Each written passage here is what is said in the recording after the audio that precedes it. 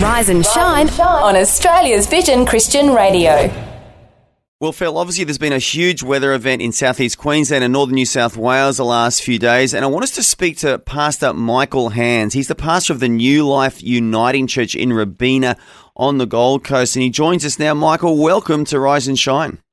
Hey, Andy and Sal, how are you going this morning? Yeah, really, really good. It's been a busy few days, I'm sure, as a pastor. How have you and your family fared during the rough weather? Yeah, we're okay. We've actually been really fortunate. Robina seems to be far away from the hinterland or the beaches so that we don't get too much of the fallen trees. We had a couple of fallen trees in our front yard, but we were able to handle them okay. So mainly been worried about the rest of the community who have, some of them have been doing it really tough. Yeah, it does seem like Robina was spared because I drove down the Gold Coast on Sunday. I saw lots of cars going to the shopping centre. I think it was still open, wasn't it? There was a lot of people milling around there. So that seems to have been a sort of a safe haven.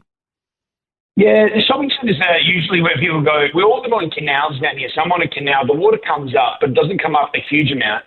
It's all the roads built on the floodplains that went under, and some of the schools, like Emmanuel College, which is still yet to open, actually, because they were inundated with floodwaters. Yeah, amazing. Well, look, Michael, I know New Life Church. I actually used to take my kids to playgroup at your church and have such beautiful memories of it being really like a community hub, a pillar in your community there. Can you tell me how the church has been responding? Because you mentioned you've got a heart to help the people in your local area. Yeah. Well, what's beautiful on the Gold Coast is that there's a group of churches and faith communities called the Gold Coast Faith Disaster Network. Because we get a couple of national disasters down here, and when these things happen, everyone jumps on the same WhatsApp group and just talks about what our citywide response will be. And the council then lets us know, okay, well, what are some helpful things that the churches could be doing so we don't do busy, unhelpful work and get in the way of SES and other volunteers. And one of the ideas that bubbled up that we really latched onto was a chill-out zone where a lot of families without power, a lot of young families with kids, getting cabin fever, and some experiencing floodwaters just needed a place to recharge their phones, be prayed for, and get community connection again. So what we've done over the last couple of days is a bunch of churches on the Gold Coast, including us on Sunday, just open up our doors and we cancelled our services because we weren't sure we'd be able to get volunteers in or if it was safe to ask volunteers to come in. And our pastors just came and we just had our doors open. We had hundreds and hundreds of people just come and, some received prayer, some were blessings, some just wanted to, get free coffee from our coffee shop and sit and just young families looking at each other being, wow, we've had two cyclones, the weather cyclone and our children in our household. So there's a huge need for connection. A lot of people still without power.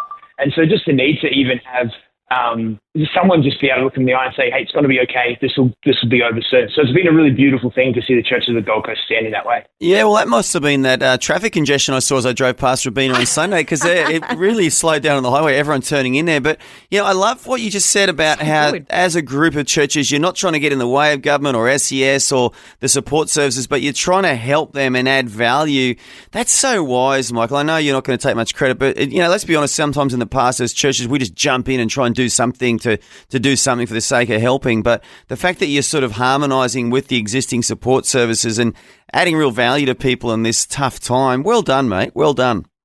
Yeah, I appreciate that. I think it's hard. I mean, I'm the leader of a fair-sized church, and one of the things I recognise in myself is you want to be seen to do the right thing, and that can sometimes be the most unhelpful thing that churches can do, rather than asking what's the most helpful thing that we could do right now. And we live in a really great nation where disaster response is actually far in advance of a lot of other nations around our world. So just kind of stepping in and saying, well, what's helpful? Not what looks the best, but what is the best thing to do right now is a good question for us to ask. And I've been mentored in that, like guys like Brett Lush from New Life Care, and who have just said, hey, churches need to sit in the right lane, not in every lane. And I think that's really helpful and wise piece of advice we've tried to inhabit the last couple of days. Yeah, oh, so good. So good, mate. And are you seeing an openness to God in people too who are going through this crisis? Is there an openness to prayer, as you mentioned before, and just talking to your pastors about spiritual things?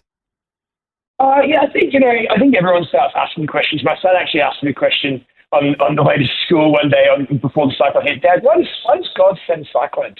Which is a great existential question that I think we can answer another time. But I think that's a good question around people asking why these things happen that allows for those faith conversations. We had a young man actually jump on his Facebook community network, and there was a guy there saying, no one's here to strap down my roof. My roof's about to blow away if no one comes and helps me. And one of our young adults just went and, bolted his roof down. And the guy said to him, why are you doing this? And he was able to share the gospel with him. The guy ends up crying, just being like, I feel so hopeless and like my life has no meaning. He's going to come along to church and be a part of that. And then because we opened up on Sunday, we had a bunch of non-Christians rock up and just say, hey, thanks for opening this up. What do you guys do during the week? And I think what people are looking for isn't necessarily to know if faith is right, but is faith good? Does it add goodness to society and to people's world? And when we do good things, it points to the good message of the gospel and the saving work of Jesus. So I think there is a connection there that's really helpful in this time. Michael, that is just so inspiring. Can I just say, I just want to listen to all of that over and over again. And every time that we come to a crisis in life, listen to your advice. So we'll have to have another chat. But thank you for being such an inspiration today. And I think a great takeaway for when we face future issues like this, because we know that Queensland's not the only place where there's natural disasters, a great response from the church and to be inspired by what it means to be that light in your community. Thank you so much. No, my pleasure, guys. Thanks for having me on. Thanks for taking time to listen to this audio on demand from Vision Christian Media. To find out more about us, go to vision.org.au.